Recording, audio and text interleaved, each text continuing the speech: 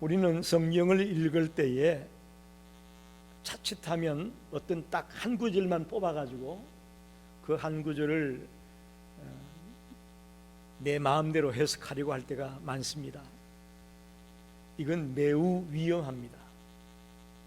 성경을 읽어나가면서 우리는 전후 문맥을 함께 파악해 나가야 성경을 바로 해석할 수가 있습니다. 그래서 어떤 한 구절만 뽑아가지고 그것을 해석하다가는 잘못된 해석을 하기 쉽고 삼천포로 빠지기 쉽습니다. 골로새서 3장에서 우리는 놀라운 진리를 배웠습니다. 첫째 배운 게 뭐죠? 우리는 새 사람이 되었다. 예수 그리스도를 믿음으로 새 사람이 되었다. 그걸 저는 여러분에게 신분 변화라고 말씀드렸습니다. 아멘이십니까? 우리는 하나님의 자녀라는 신분 변화가 생겼습니다. 그리고 두 번째는 새 사람에 걸맞는 옷을 입으라, 그렇게 말씀드렸습니다. 이걸 성품 변화다. 예수 믿고 난 뒤에는 우리의 성품도 변하고 성격도 변하고 말도 변하고 생각도 변하고 변해야 된다는 거죠. 그리고 오늘 3장 18절로 4장 1절까지의 말씀은 그럼 새 사람이 되었으면 인간관계도 바뀌어야 된다. 그렇게 우리에게 도전하고 있습니다. 여러분, 예수 믿기 전과 예수 믿고 난 이후에 우리 인간관계도 바뀌어져야 한다는 것을 꼭 기억하십시오. 고대 그리스 철학자인 아리스토텔레스는 인간은 사회적 동물이다, 그렇게 말했죠. 여러분이 잘 아는 아주 유명한 말씀이죠. 인간이 동물과 차별되는 것은 사회를 형성하고 있다는 것입니다. 인간이 개인으로서만 존재하는 것이 아니라 끊임없이 타인과의 관계 속에서 존재하고 있다는 겁니다. 즉 개인은 사회 없이는 존재할 수 없다는 거죠.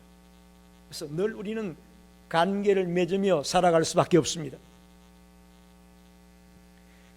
데일 카네기라는 사람이 인간관계론이라는 책을 썼습니다. 강철한 카네기가 아니고요, 그 카네기는 앤드루 카네기고, 인간관계론 베스트셀러인 이 책을 쓴 사람은 데일 카네기인데, 그는 이 책에서 이렇게 말합니다. 인생의 성공의 85%가 인간관계에 달려있다. 인간관계가 매우 중요하다는 것을 카네기는 그 책에서 강조하고 있습니다. 보통 우리 인간관계하면 친구들 혹은 직장 동료들 혹은 교회 안의 성도들 간의 관계를 먼저 생각하게 되는데, 오늘 골로새서 3장에서 바울은 그보다도 먼저 부부관계, 또 부모와 자식관계, 또 주인과 종의 관계, 그 관계가 중요하다고 우리에게 못 박아 말하고 있습니다. 멀리 남들하고의 관계는 나중이고 가장 가깝게 접촉하고 있는 부부관계, 부모 자식관계, 주인과 종의 관계에서 바르게 저와 여러분이 정립되고 설 수 있게 되기를 간절히 축원합니다. 먼저 부부관계의 원리를 말씀드리고 싶습니다. 바울 사도는 부부관계의 원리를 말하면서 아내의 책임을 이야기하고 있고 남편의 책임을 이야기하고 있습니다. 먼저 아내의 책임을 이야기하고 있죠. 18절을 보면 아내들아 남편에게 복종하라, 이는 주 안에서 마땅하니라. 우리 여자분들에게 묻습니다. 이 말을 들으면 기분이 좋나요, 나쁘나요? 나쁘죠? 솔직해서 좋습니다. 나빠요. 이 말은 많은 오해를 불러일으키고 있습니다. 갈라디아서 3장 28절에 보면 바울이 이렇게 말합니다. 너희는 유대인이나 헬라인이나 종이나 자유자나 남자나 여자나 다 그리스도 예수 안에서 하나다. 이건 무슨 말이죠? 차별이 없고 동등하다는 것입니다. 유대인이든 헬라인이든 자유인이든 종이든 남자든 여자든 다 평등하고 차별이 없다라는 것을 바울이 얘기했었습니다. 오늘 여기 갑자기 골로새서에 와가지고 아내는 남편에게 복종하라. 무슨 뜻일까요? 도대체 왜 이런 말을 했을까요? 원래 복종이라는 단어는 군대 용어였습니다. 군대 용어. 계급대로 정렬시킨다. 2등병, 1등병, 상병, 병장 쭉 계급대로 정렬시킨다. 그런 뜻이 복종의 오리지널 의미입니다. 다시 말하면 낮은 계급에 있는 자가 상급자의 말에 복종한다는 그런 의미가 되겠죠. 근데 여기 18절에 나오는 남편에게 복종하라는 말은 그런 높고 낮음의 의미가 아닙니다. 우열을 가지는 의미가 아닙니다. 질서를 의미하고 있습니다. 질서에 있어서 가정의 질서를 위하여 아내는 남편에게 복종하라. 이게 조금 기분 나쁜 게 풀리나요? 그래서 남편들이 하나님께서 원하시는 대로 가정을 이끌어 나가는 지도자가 되기 위해서는 질서의 차원에서 아내가 남편에게 복종해야 된다라고 말하고 있는 것입니다. 특별히 주 안에서 마땅하다. 주 안에서. 이거 굉장히 중요한 말입니다. 여기 아내가 남편에게 복종하라는 말은 크리스찬의 가정에 있어서의 부부관계 원리라고 보시면 돼요. 세상 사람들에게 이 얘기하면 씨알도 안 먹히죠. 믿지 않는 사람들에게 아내들 보고 남편에게 복종해라, 이 씨알을 안 먹힙니다. 주 안에서 마땅하다는 말은 크리스찬 가정에 있어서 부부관계에 있어서는 아내는 남편에게 복종해야 된다라는 의미도 갖고 있다고 봅니다. 여러분 보세요. 동등한 인격체인데 복종이 가능한가요? 저는 그 질문에 대해서 예스라고 대답하고 싶습니다. 그리스도와, 즉 성자 그리스도와 성부 하나님은 동등했습니다. 원래 동등한 인격체입니다. 그런데 본질적으로 동등했지만 그리스도가 스스로 자기를 낮추어서 종의 형체를 입고 인간의 몸을 입고 이 땅에 왔다고 말하지 않습니까? 빌립보서 2장 6절 7절 보면 그는 근본 하나님의 본체시나 하나님과 동등됨을 취할 것으로 여기지 아니하시고 오히려 자기를 비워 종의 형체를 가지사 사람들과 같이 되셨고. 동등한 인격인데 복종이 가능하냐? 그리스도는 가능하다고 말하고 있습니다. 그렇다고 해서 어느 누구도 그리스도께서 하나님보다 열등하다고 보는 사람은 없습니다. 아멘입니다. 우리는 성부, 성자, 성령 삼위일체 하나님을 믿습니다. 이 세 분이 한 분 하나님으로 고백하고 있습니다. 동등합니다. 그래서 그리스도가 종의 형체를 가진 인간의 몸을 입고 왔다고 해서 하나님보다 그리스도가 열등하다? 그렇게 말하는 사람은 없습니다. 또 성경에 보면 하나님께서 하를 지으시고 뭐라고 말씀합니까? 아담의 돕는 배필로 하를 만들었다. 이것 역시 하가 아담보다도 조금 열등하다, 조금 못하다, 그런 말이 아닙니다. 아담이든 하와든 동등하게 하나님의 형상대로 지음받았음을 믿습니다. 동등한 하나님의 형상대로 지음받은 피조물입니다. 그렇기 때문에 아내들에게 남편에게 복종하라는 말씀은 가정의 질서를 위해서 그렇게 말씀하신 것이구나 하는 것을 오늘 깨닫길 바랍니다. 두 번째로 남편들의 책임을 말합니다. 19절에 남편들아 아내를 사랑하며 괴롭게 하지 말라.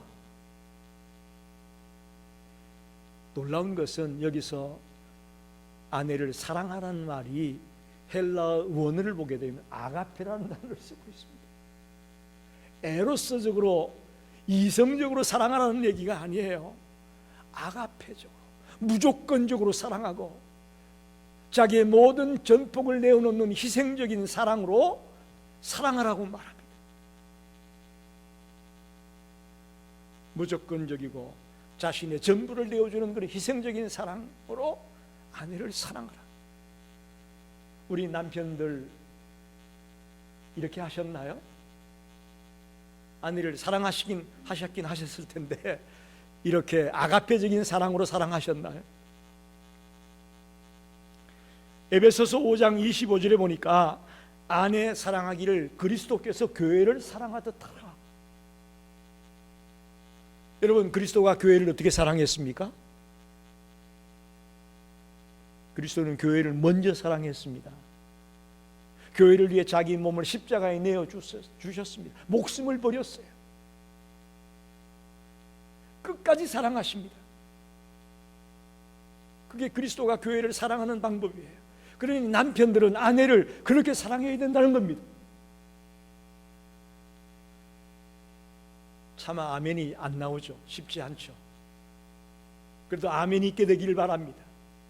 정말 아가페적인 사랑으로 무조건적으로 자신의 모든 전폭을 내어주는 그런 희생적인 사랑으로 아내를 사랑하게 되기를 바랍니다.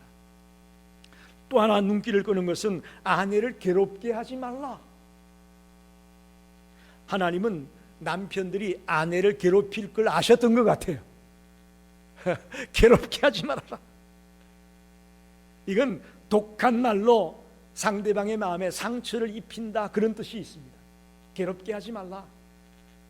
남편들이 아내에게 말로 상처를 주거나 아픔을 주는 그런 일을 하지 말아라. 저도 그렇고 우리 모든 성도님들이, 특별히 남편들이 오늘 도전받기를 원합니다. 아내를 모진 말로 상처를 주거나 아픔을 주는 그런 남편들이 되지 말기를 당부합니다. 두 번째로 부자관계의 원리입니다. 20절에 자녀들아 모든 일에 부모에게 순종하라. 자녀들에게 부모에게 순종하라고 말합니다. 앞에서 한 가정을 가정답게 세우고 남편을 지도자로 세우기 위해서 아내에게 복종하라 라고 말했는데 이번엔 자녀들에게는 순종하라 그렇게 말합니다. 자녀들이 부모에게 순종해야 되는 이유는 가정의 근위를 세우기 위해서 그렇습니다.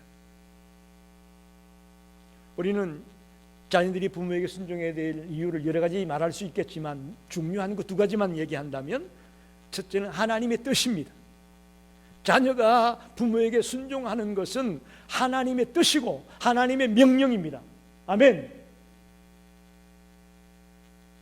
하나님의 형상을 닮은 인간이라면 누구나 부모에게 순종해야 되는 것이 하나님의 뜻입니다. 출애굽기 20장에 십계명이 나와 있는데 내 부모를 공경하라. 그리하면 내가 땅에서 생명이 길 것이다 라고 말합니다. 십계명 중에 분명히 부모를 공경하라고 말하고 있습니다. 하나님의 뜻이라는 거예요. 두 번째는 자녀를 향한 부모의 사랑에 조건이 없기 때문입니다. 부모들로부터 우리는 조건 없는 무조건적인 사랑을 받고 있습니다. 그런 부모님의 사랑을 생각할 때에 자녀들은 순종할 수밖에 없다라는 것입니다. 하나님이 정해준 부모님을 모실 때에 최선을 다해 섬기고 조건을 달지 말고 부모님에게 순종하는 성도들이 되시기를 간절히 축원합니다. 아비들은 어떻게 해야 되냐? 부모는 어떻게 해야 되냐? 21절에 아비들아 너희 자녀를 노엽게 하지 말지니, 자녀들을 노엽게 하지 말아라, 그렇게 말합니다.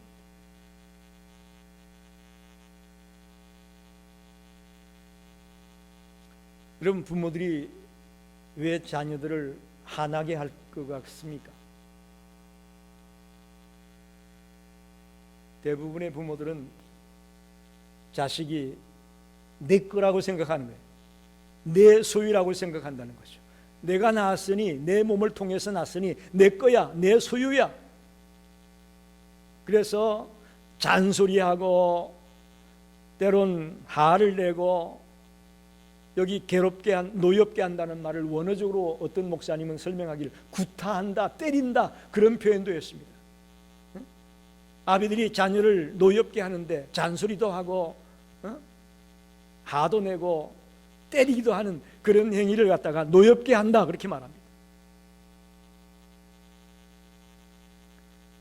그 이유가 자식의 소유권이 나에게 있다고 착각하고 있기 때문에 그렇습니다. 여러분, 우리가 자식을 낳긴 했지만 우리의 소유는 아닙니다.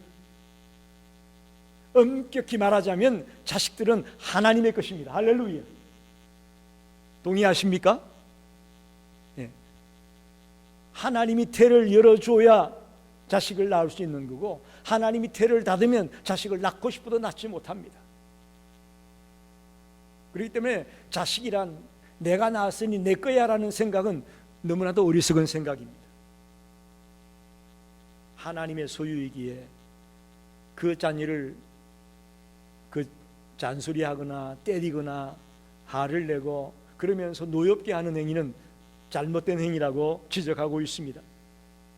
그렇기 때문에 자녀는 부모를 순종해야 되지만 어머니 아버지는 자녀를 노엽게 하지 않는 그런 청지기다운 부모가 되기를 간절히 축원합니다. 청지기가 뭐예요? 주인이 맡겨준 것을 관리하는 사람 아닙니까? 자식들이란 하나님이 우리에게 맡겨준 것입니다. 그런 청지기 자세로 아이들을 잘 케어하고 잘 이끌어주는 그런 은혜로운 부모님이 되시기를 바랍니다. 마지막으로 주종관계입니다. 바울 당시에는 노예제도가 사회의 일부분이었습니다. 그래서 노예 문제도 당시 가정 문제의 하나였습니다. 그래서 갑자기 부부 얘기, 부자 얘기를 하다가 왜 주종 얘기가 나오느냐? 그 당시에 노예제도가 있었기 때문에 주인과 종의 관계가 심각했다는 것을 우리가 알 수 있습니다. 오늘날은 그런 일이 없기 때문에 오늘날 말씀으로 이 본문을 해석한다면 고용인과 피고용인, 사장과 부하 직원, 그 관계로 우리는 해석하는 것이 더 도움이 될 거라고 생각합니다. 22절을 봅시다. 종들아, 모든 일에 육신의 상전들에게 순종하되 사람을 기쁘게 하는 자와 같이 눈가림만 하지 말고 오직 주를 두려워하여 성실한 마음으로 하라. 종들은, 즉 피고용인들은 어떤 자세로 일해야 되느냐? 순종하라고 말합니다. 상전들에게 순종하라. 그에겐 무슨 말이에요? 자기가 맡은 일에 충성하라, 그런 말입니다. 눈가림만 하지 말고 사람이 볼 때만 일하는 척하고 보지 않을 때는 대충 하는 그런 자가 되지 말고 충성스럽게 일하라. 이 눈가림만 한다는 말을 영어로는 이 서양 사람들은 아이 서비스라고 한답니다. 아이 서비스. 근데 우리는 지금 립 서비스라는 말 많이 듣죠? 립 서비스. 입으로만 번지르르 얘기하고 안 볼 때는 다르게 행동한다는 것을 말하죠. 볼 때만 일하는 척하고 보지 않을 때는 일하지 않는 그런 불충성된 자가 되지 말고 보든 안 보든 충성스럽게 일하는 자가 되라고 피고용인들에게 원리를 말하고 있습니다. 23절에는 무슨 일을 하든지 마음을 다하여 죽게 하듯 하고 사람에게 하듯 하지 말라. 한번 따라합시다. 죽게 하듯 하라. 이게 매우 중요합니다. 매우 중요합니다. 우리는 어떤 사람과의 관계를 유지하든지 간에 죽게 하듯 해야 될 것입니다. 사업하는 분들 이야기 들어보면 믿고 맡길 사람이 없다, 그런 말 많이 합니다. 믿고 맡길 사람이 없다라는 거예요. 저와 여러분이 어디에 가서 일을 하더라도 죽게 하듯 그렇게 일을 한다면 예수를 믿는 고용인이든 예수를 믿지 않는 고용인이든 우리를 믿을 만한 사람으로, 신뢰할 만한 사람으로 우리를 대하게 될 줄 믿습니다.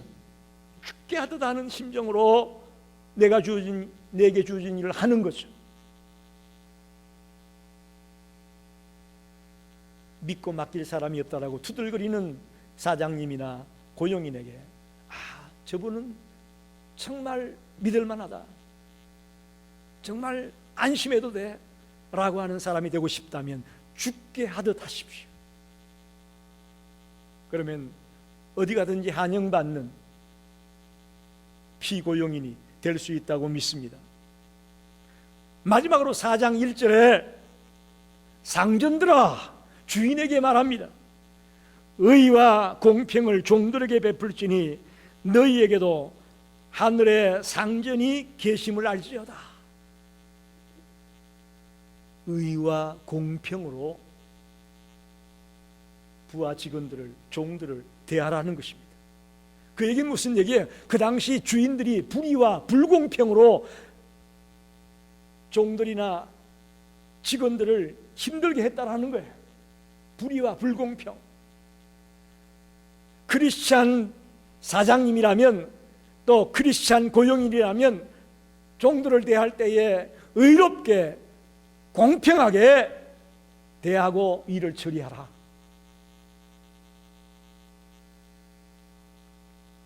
우리 성도님께 당부합니다.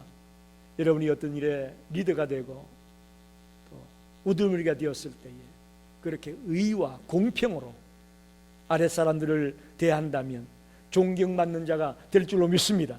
하나님이 인정하는 일꾼이 될 줄로 믿습니다. 또 하나 놀라운 것은 하늘에 상전이 있다. 내가 사장이라고 합시다. 그럼 내 맘대로 해도 된다? 잘못됐다는 거예요. 내 위에는 누가 있어요? 하나님이 계시다는 거예요. 주인들은 항상 내 머리 위에 나의 주인이 있다, 그 하나님이 있다라는 생각을 갖고 주인 노릇을 해야 된다는 거죠. 모든 상전들에게 당부합니다.